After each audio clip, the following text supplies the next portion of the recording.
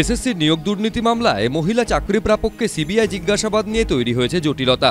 এই মামলায় 25,753 জন শিক্ষক এবং অশিক্ষক কর্মীর চাকরি বাতিলের যে নির্দেশ কলকাতা হাইকোর্ট দিয়েছিল তার উপর সুপ্রিম কোর্ট স্থগিতাদেশ দিলেও সিবিআইকে তদন্ত চালিয়ে যাওয়ার নির্দেশ দিয়েছে।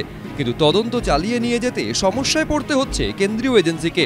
তালিকায় থাকা 150 জন চাকরি প্রাপককে জিজ্ঞাসাবাদ নিয়ে তৈরি হয়েছে জটিলতা।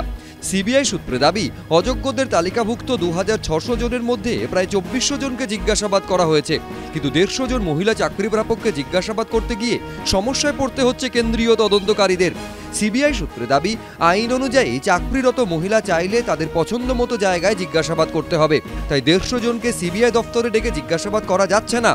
কিন্তু রাজ্যের 150টি জায়গায় গিয়ে আলাদা আলাদাভাবে জিজ্ঞাসাবাদ করা যথেষ্ট সময় সাপেক্ষ বিষয়। এই কারণে শিক্ষা দফতরের কাছে সিবিআই এর তরফে আর্জি জানানো হয়েছিল যাতে বিকাশ ভবন বা শিক্ষা দফতরের অন্য কোনো জায়গায় 150 জনকে ডাকা হয়, সেখানে তাদের জিজ্ঞাসাবাদ করা হবে। কিন্তু সিবিআই সূত্রে দাবি, শিক্ষা দফতর থেকে তাদের জানানো হয়েছে অন্য কর্মসূচি থাকায় সেটা করা যাবে না। এবার তাহলে কি করবে সিবিআই? রাজ্যের বিভিন্ন জায়গায় ঘুরে ঘুরে 150 জনকে জিজ্ঞাসাবাদ করবে, নাকি ফোনে যোগাযোগ করা হবে, নাকি ভিডিও কনফারেন্সে জিজ্ঞাসাবাদ করা হবে? এটা নিয়েই এখন চিন্তা ভাবনা করছেন গোয়েন্দারা। প্রকাশ সিনহা, এবিপি আনন্দ, কলকাতা।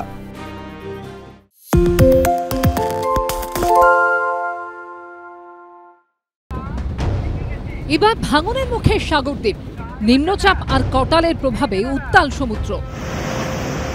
তীব্র জলোচ্ছ্বাসে ক্ষতি হয়েছে সাগর তটের, তলিয়ে গেছে পূর্ত দফতরের কংক্রিটের রাস্তা, তছনছ হয়েছে সমুদ্র পাড়ের দোকানপাট, উপড়ে পড়েছে বিদ্যুতের খুঁটি। আমাদের তিনটে দোকান মাল সমেত চলে গেছে সমুদ্রে। এইরকম মাটি ভরাট করলে কি আর নদী বাঁধ আটকানো যাবে? আজকে 2-3 বছর দেখছি মাটি দিয়ে গঙ্গাসাগর মেলার সময় মেরামতি হয়, আবার বর্ষাকাল এলে ওটা ভেঙে চলে যাচ্ছে। আমরা চাইছি যে এখানে এটা পাকাপুক্ত কোনো কংক্রিটের ঢালাই হোক, যেমন দীঘা, পুরী, মন্দারমণি বিভিন্ন জায়গাতে হয়েছে, সেরকম কিছু হোক এখানে, যাতে আমরা স্থানীয় লোকজনেরা রুজি রুটি করে খেতে পারি। আমরা সাগরদ্বীপে ভয়ঙ্কর চেহারা নিয়েছে ভাঙন, ক্রমেই এগিয়ে আসছে সমুদ্র। অতীতে 3টি মন্দির তলিয়ে গিয়েছে এই সমুদ্রে গর্ভে।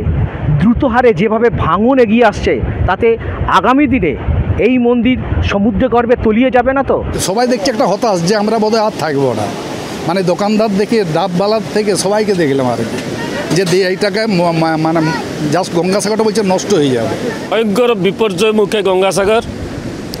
আমরা দেখেছি এই নদী প্রায় 1 কিলোমিটার দূরে ছিল, এখনই কপিলমুনি মন্দির থেকে 100 মিটার দূরে নদী এসে গেছে। এই সময় যদি চূড়ান্ত ব্যবস্থা কিছু না হয় তবে গঙ্গাসাগর দ্বীপের জন্য বিপদ। এই পরিস্থিতিতে সাগরে সতর্কতামূলক প্রচার চালাচ্ছে জেলা পুলিশ প্রশাসন। আপনারা দোকানগুলোকে পাড়ের কিনারা থেকে নিরাপদ দিকে সরিয়ে নিন। আপনারা প্রত্যেকে 6 নম্বর ঘাটের দিকে চলে যান।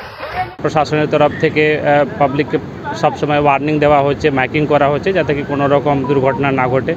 এমনি কোটালের সময় তো ইরোজন হয়েছে, এটা প্রত্যেক বছরই এটা ফ্রিকুয়েন্ট আছে, এবারে একটু বেশি হয়েছে, কিন্তু প্রশাসনের তরফ থেকে যা ব্যবস্থা নেওয়ার আছে সেটা অবশ্যই নেওয়া হবে। কটাল ও নিম্নচাপের জোড়া প্রভাবে উত্তাল সমুদ্র। রবিবার ঢেউয়ের ধাক্কায় সাগরে উল্টে গেল 3টি ট্রলার। এই ঘটনায় 2 মৎস্যজীবী গুরুতর আহত হয়েছেন। সমুদ্রে মাছ ধরতে যাওয়ার আগেই নিষেধাজ্ঞা জারি করেছিল প্রশাসন। এরপরও নজরদারি এড়িয়ে কিভাবে মৎস্যজীবীরা সমুদ্রে পাড়ি দিলেন তা নিয়ে উঠছে প্রশ্ন। গৌতম মণ্ডল ও অরিত্রিক ভট্টাচার্যের রিপোর্ট, এবিপি আনন্দ।